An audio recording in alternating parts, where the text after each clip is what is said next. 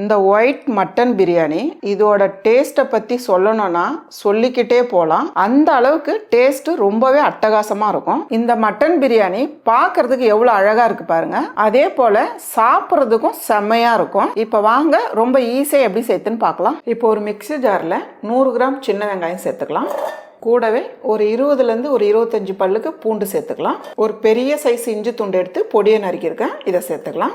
4 பச்சை மிளகாய் அப்படியே சேர்த்துக்கலாம். 5 கிராம்பு, 3 ஏலக்காய், 1 டீஸ்பூன் சோம்பு, 2 துண்டு பட்டை, 1 கல்பாசி, கொஞ்சமாக முந்திரி இதையும் சேர்த்துடலாம்.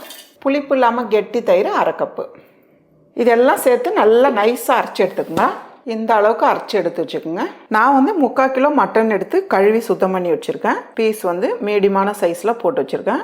அதே போல் மசாலா அரைச்சிக்கிறதும் நான் 3/4 கிலோ மட்டனுக்கு தான் மசாலா ரெடி பண்ணி வச்சுருக்கேன். நீங்கள் எவ்வளோ மட்டன் எடுக்கிறீங்களோ அதுக்கேற்ற மாதிரி நீங்கள் மசாலா ரெடி பண்ணிக்கலாம். இப்போ நம்ம அரைச்சி வச்சுருக்க மசாலா இதில் சேர்த்துடலாம். கூடவே 1 டீஸ்பூன் அளவுக்கு உப்பு சேர்த்துடலாம். உப்பு சேர்த்துட்டு இப்போ நல்லா மிக்ஸ் பண்ணிவிடுங்க. மட்டன் மசாலா கூட நல்லா ஊறணும், அந்த அளவுக்கு நல்லா கலந்துருங்க. அவ்வளோதான். இப்போ ஒரு 10 நிமிஷத்துக்கு அப்படியே இருக்கட்டும். இப்போ ஒரு குக்கரில் நம்ம மிக்ஸ் பண்ணி வச்சுருக்க மட்டன் 10 நிமிஷம் ஆயிடுச்சு. இதை சேர்த்துடலாம். இது கூடவே 1/2 கப் அளவுக்கு தண்ணி சேர்த்து கழுவி ஊற்றிக்கலாம். 1/2 கப் அளவுக்கு நம்ம கழுவி சேர்த்துருக்கோம். இப்போ ஒரு 1/2 கப்பு கூட சேர்த்துக்கலாம். மொத்தமாக 1 கப் அளவுக்கு தண்ணி நல்லா கலந்து விட்டுருங்க. இப்போ குக்கர் மூடிடலாம். இப்போ நம்ம ஒரு 7 விசில் விட்டோமா மட்டன் நல்லா வெந்துடும். இப்போ ஒரு பாத்திரம் வச்சுக்கலாமா. பாத்திரம் சூடானதும் 1/2 டேபிள் ஸ்பூன் அளவுக்கு நெய் சேர்த்துடலாம். கூடவே 2 டேபிள் ஸ்பூன் அளவுக்கு எண்ணெய் சேர்த்துடலாம்.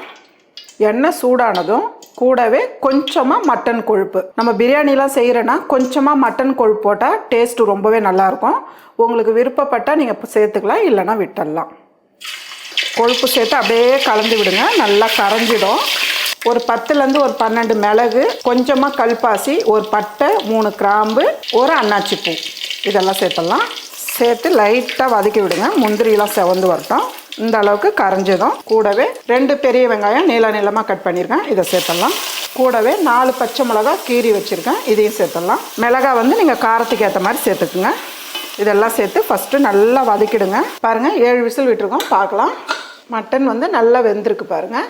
இது அப்படியே இருக்கட்டும். வெங்காயம் இந்த அளவுக்கு நல்லா வதங்கிடணும். இது கூடவே 1 ஸ்பூன் அளவுக்கு இஞ்சி பூண்டு பேஸ்ட்டு சேர்த்துக்கலாம். நம்ம ஏற்கனவே இஞ்சி பூண்டு நிறைய மசாலாவாக அரைச்சிருக்கோம், அதனால இதில் கம்மியாகவே நீங்கள் சேர்த்துக்கலாம். இஞ்சி பூண்டு பேஸ்ட்டு சேர்த்து நல்லா வதக்கிடுங்க. கூடவே கொஞ்சமாக புதினா சேர்த்து ஓரளவுக்கு நல்லா வதக்கிடுங்க. நம்ம மட்டன் வேக வைக்கிறதுக்கு 1 கப் அளவுக்கு நம்ம தண்ணி சேர்த்தோம். மட்டன் தண்ணி அதில் இருக்க மசாலாலாம் எல்லாம் சேர்ந்து 2 கப் அளவுக்கு தண்ணி வந்திருக்கு.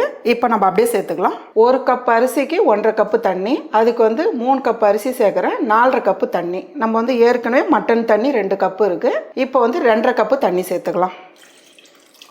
பாருங்கள் 4.5 கப்பு தண்ணி சேர்த்துருக்கோம் நம்ம. இப்போ கூடவே தேவையான அளவு உப்பு சேர்த்துக்கலாம். மட்டன் வேக வைக்கும் போது கொஞ்சம் உப்பு சேர்த்துருக்கோம், அதனால் பார்த்து சேர்த்துக்குங்க. உப்பு சேர்த்துட்டு நல்லா கலந்து விட்டுருங்க. கலந்து விட்டுட்டு ஒரு கொதி வந்தாலே போதும். ஏன்னா ஏற்கனவே மட்டன்லாம் நல்லா வெந்திருக்கு, அதனால ஒரு கொதி வந்தாலே போதும். இப்போ ஒரு 5லேருந்து ஒரு 6 நிமிஷம் நம்ம அப்படியே மூடி வைக்கலாம். பாருங்கம்மா 5 நிமிஷம் ஆயிருக்கு. தண்ணி நல்லா கொதிக்குது.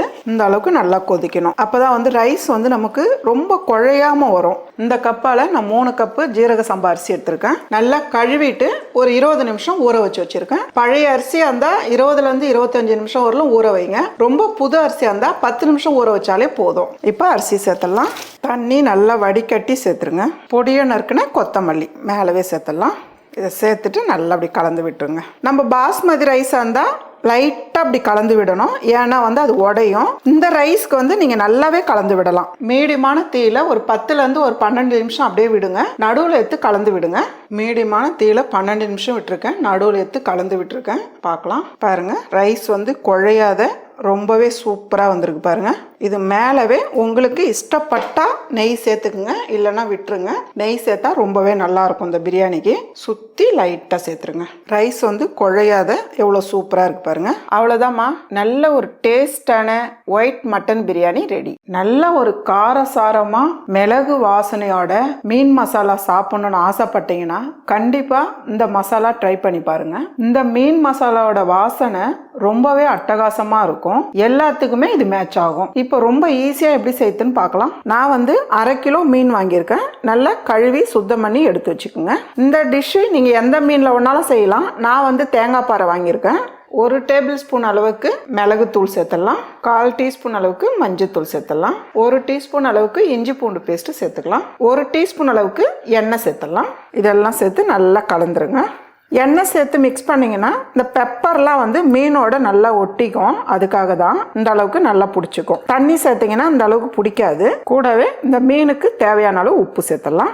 1/2 லெமன் ஜூஸ். மசாலாலாம் சேர்த்து நல்லா கலந்துட்டு லெமன் ஜூஸ் வந்து கடைசியாக சேர்த்துக்குங்க. அவ்வளோதான், இது அப்படியே இருக்கட்டும். இப்போ ஒரு மிக்ஸி ஜாரில் 100 கிராமுக்கு சின்ன வெங்காயம் எடுத்துருக்கேன். இதை சேர்த்துடலாம். நீங்கள் சின்ன வெங்காயம் இல்லைனா பெரிய வெங்காயம் கூட சேர்த்துக்கலாம். கூடவே 2 பழுத்த தக்காளி கட் பண்ணியிருக்கேன். இதையும் சேர்த்துடலாம்.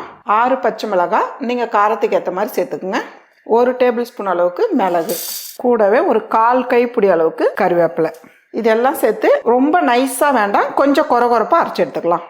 இந்த அளவுக்கு அரைச்சி எடுத்துக்கோங்க. தண்ணி சேர்க்காதீங்க. நீங்கள் வெங்காயத்தோட தண்ணியே போதும். தக்காளி வெங்காயத்தில் தண்ணி இருக்கும், அந்த தண்ணியே போதும். இப்போ ஒரு பேன் வச்சுக்கலாமா. பேன் சூடானதும் 2 டேபிள் ஸ்பூன் அளவுக்கு எண்ணெய் சேர்த்துடலாம். எண்ணெய் நல்லா சூடானதும் அடுப்பு தீயை மீடியமான அளவில் வச்சுடுங்க. இப்போ ஒரு மீனாக நம்ம எடுத்து சேர்த்துடலாம். உங்களுடைய கடாயி எந்த அளவுக்கு மீன் வறுக்கிறதுக்கு பிடிக்குதோ அந்த அளவுக்கு சேர்த்துக்குங்க. மீடியமான தீயில வச்சுட்டு கொஞ்ச நேரம் செவந்ததுக்கப்புறம் மறுபடியும் திருப்பி விடலாம். ஒரு பக்கம் வெந்ததுக்கப்புறம் திருப்பி விட்டுடலாம். இந்த மீன் வறுவல் நீங்கள் அப்படியே சாப்பிட்றது கூட ரொம்ப நல்லாயிருக்கும். ஒரு ரச சாதம், சாம்பார் சாதத்துக்கெலாம் வச்சு சாப்பிட்டிங்கன்னா ரொம்பவே சூப்பராக இருக்கும். இந்த அளவுக்கு வெந்தால் போதுமா, நம்ம எடுத்துடலாம். இதை போல் ஒரு பிளேட்டில் எடுத்து வச்சுடுங்க. இப்போ அதே எண்ணெயில் நம்ம அரைச்சி வச்சுருக்க வெங்காயம், தக்காளி, பச்சை மிளகாய் பேஸ்ட்டு இதை சேர்த்துடலாம். இதை சேர்த்துட்டு நல்லா ஒரு 2 நிமிஷத்துக்கு நல்லா வதக்கி விடுங்க. இதோட பச்சை வாசனை போகணும், அந்த அளவுக்கு வதக்கி விட்டுருங்க. பாருங்கம்மா, ஒரு 2 நிமிஷத்துக்கு மசாலா நல்லா வதக்கிட்டோம். இது கூடவே கொஞ்சமாக அந்த மசாலாவுக்கு தேவையான அளவு உப்பு.